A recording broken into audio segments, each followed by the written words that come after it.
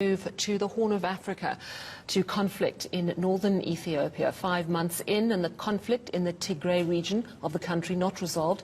United Nations Children's Fund UNICEF sounding the alarm about life for children in that region. Over 1.4 million children have been out of school for a year. There are also reports of increasing sexual violence. Let's discuss this now with senior spokesperson for UNICEF in Nairobi, Kenya, James Elder. James, good evening. Thank you very much for your time. I believe you've just returned from a trip to that conflict zone in northern Ethiopia. Could you tell us what you saw and heard? Hi, yes, I was there last week. Look, unfortunately, what I saw, Sally, is an increasing crisis unfolding for children. You mentioned 1.4 million kids out of school. All you viewers will know millions and millions of children are out of school around the world. The difference here is that they're not in the classroom, they're in a conflict setting. This conflict started in November, when just as people would have been harvesting that crop for a year, giving them the food and the income for the next 12 months. They missed that. They're about to miss the chance to plant. And really good water systems and health systems have been destroyed, either destroyed in the fighting or then looted.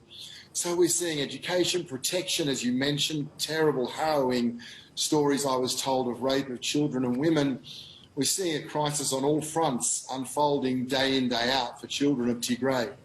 And what is the latest on the actual conflict, which involves the Ethiopian Defence Force and the Tigrayan army? What is actually happening, and why is there no way to seemingly resolve this? I mean, after all, the Ethiopian President, Ahmed Abiy, is a Peace Prize winner.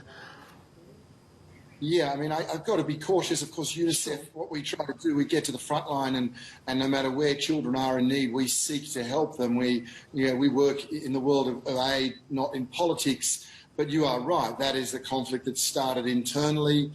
Everyone now accepts that Eritrean forces were invited in by the federal government. They've been since said they will leave. Everything I saw, based on uniforms or language, said that hasn't been the case. And I think we've learned time and again, yourself as a journalist or myself as an aid worker, that conflict is not a solution in these situations. So UNICEF asks that people sit down, and that whilst they're waiting to do that, that we get unfettered access, that we're at least enabled to do our job and reach those children and mums in the most need. And whilst in some ways we're doing that at the moment, we're reaching 500,000 or more people with clean water, that's life-saving, we're also seeing aid efforts hampered because of a lack of law and order. So how many people do you estimate, and obviously it's so difficult to estimate because you don't have access to everyone, but how many people do you think are just absolutely beyond your access, and what needs to be done on the part perhaps of the international community, perhaps even politically, diplomatically, to allow greater access to help those people in need? It's a great question on how many. I mean, we know that there's more than 1 million people displaced.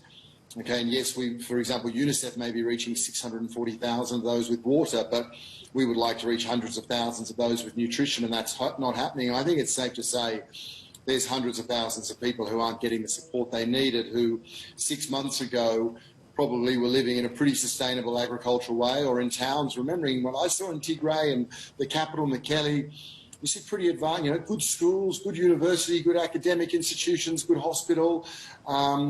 The people who were in those or running those or needed those services don't have that ability right now. In terms of what needs to be done, we just need that pressure to continue to be there, and common sense to prevail, to realise that conflict is not helping anyone right now, and that at least let aid agencies reach those people.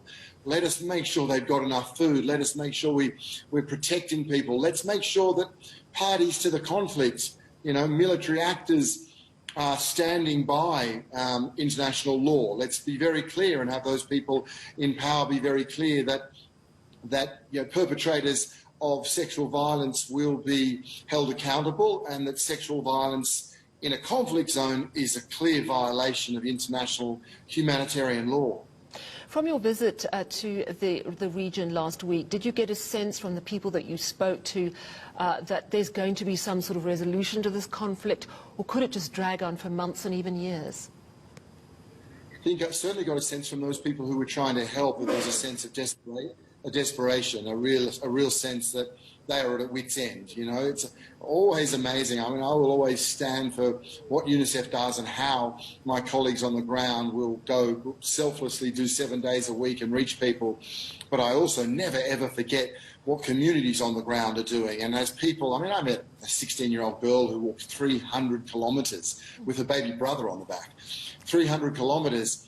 And on the way, it's only communities that are helping these people. So the people themselves are desperate. Do they think there can be a settlement? I think at the moment it's what they pray for, because they know that, you know, anything other than a settlement will drag on.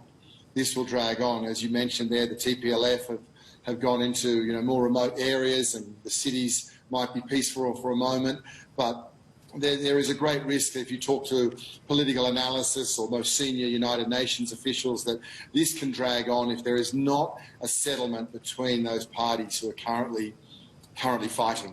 Absolutely heartbreaking stories, but so important that we hear about it.